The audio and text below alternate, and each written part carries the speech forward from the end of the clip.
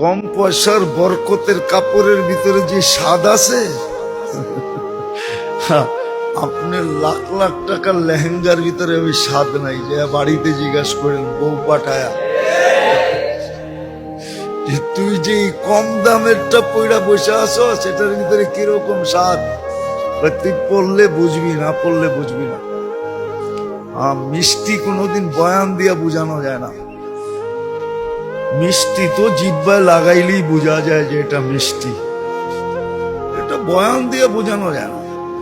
যে এটা আমার আলোচ্য বিষয় না, কথায় কথা চলে আসলো এই জন্য বললাম। কথায় কথা চলে আসলো এই জন্য বললাম, বুঝবে। আজকে ওরাই চিল্লায় যারা বঞ্চিত, ওরাই চিল্লায় যারা, আর বঞ্চিত হবে না কেন? খুদ ফাঁসা কায়েদ মে বুলবুল ক্যা খাতা সৈয়াদ কি, কবির কথাই তো সত্য। खुद फंसा कैद में बुलबुल क्या खता सैयाद की, गुल पे आशिक हो के बुलबुल जिंदगी बर्बाद की। নিজেরাই তো নিজেদের জালে ফেসে গেছে, কারো তো করণীয় এখানে কিচ্ছু নাই।